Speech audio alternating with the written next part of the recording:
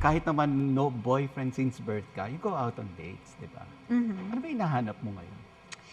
Hinahanap ko kasi talaga, yung talagang... Specific qualities. Siyempre, gwapo. Gusto ko yung matangkad sa akin. Yun rin talaga. Tsaka gusto ko yung drive kami pagdating sa yung personality namin.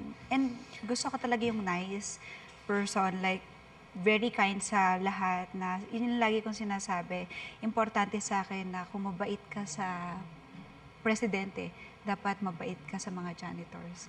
Kasi doon mo makikitaan talaga kung gaano kakabuting tao.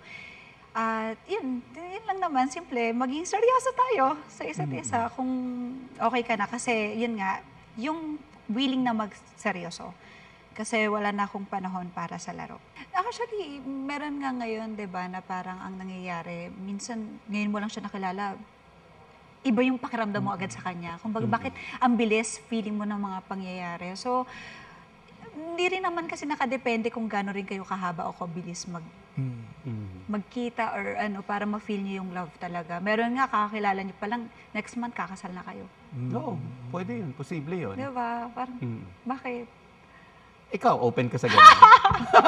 Napunta tuloy sa akin. Gugulatin mo na lang kami lahat. Di ba? Hindi, why not? Kung yun Tito talaga Nelson, meron akong boyfriend. Ikakasal na ako. Pero ano yun, kumbaga parang, gusto ko kasi if ever magkaka-boyfriend ako, magkaroon muna kami ng moment to know each other talaga. Though, ganun kasi ako. So, ayokong minamadali din lahat. Gusto ko yung enjoy lang nga